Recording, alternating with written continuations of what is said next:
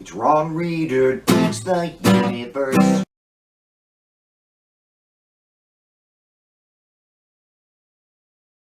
I'm Ron Reader, and this is Ron Reader Digs the Universe. And tonight, no conservative can beat me in a fair debate.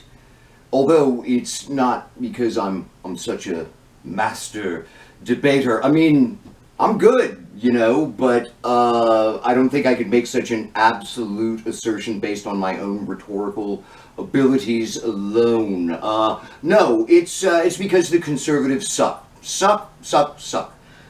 The Republican National Committee recently announced that the GOP would no longer participate in presidential debates. Their motivation for this anti-intellectual maneuver, they say, is because the debates are unfair.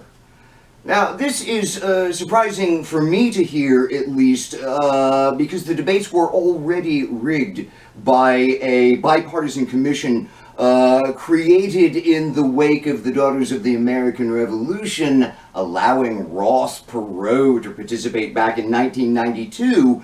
And this commission is aimed at keeping the entire process in Republican and Democratic hands. Unfair, my ass. These presidential debates aren't even really debates anyway, just sort of carefully staged dueling campaign events. But they're all we've got, and now the conservatives can't even handle that. This really bugs me because not only is the GOP doing a profound disservice to our marketplace of ideas and democratic system, but they are also personally offending me as a former high school debater and person who loves good arguments. And it's not just high school debate. When I got to college, I learned criticism and how academics argue. The debate team stuff when I was back in high school was generally about policy and supporting evidence, but criticism opens that all up, dealing with ideas and how they interact with one another. Now you put both approaches together and you start to see everything in an entirely new light. Argumentation, fair, authentic argumentation is the best way to understand reality and to determine what to do with it. Now, at the same time when I was back in college getting a handle on criticism, I was also moving ideologically toward the left. So it's kind of hard to say, were my politics moving or was my rhetoric getting better? Don't know, but this is what was happening. And it became achingly obvious that my previously held conservative views could not handle the scrutiny of academic criticism. I was a pretty strong 80s conservative, and I knew my shit pretty well. I talked a couple of weeks ago about playwright David Mamet reading right-wing economist Milton Friedman for the first time well into his adult life. Well, I was reading Milton Friedman when I was 18, and the bullshit just flies off the page and smacks you on the face if you studied academic criticism.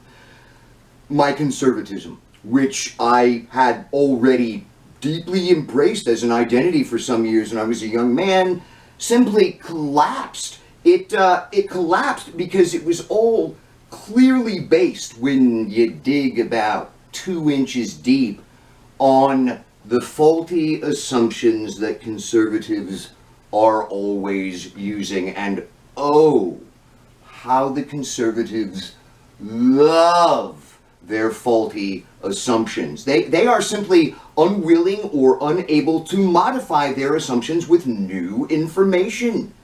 They've stuck themselves with bullshit simply because they won't allow themselves to imagine that they might not have it right. I wonder what an actual conservative position on global warming or Black Lives Matter and police violence toward black people might be. Well, There can't be an actual conservative position on these issues because conservatives refuse to acknowledge they exist. Self-imposed ignorance, wallowing in a fake reality, that's their refuge. They just can't deal with the world as it is.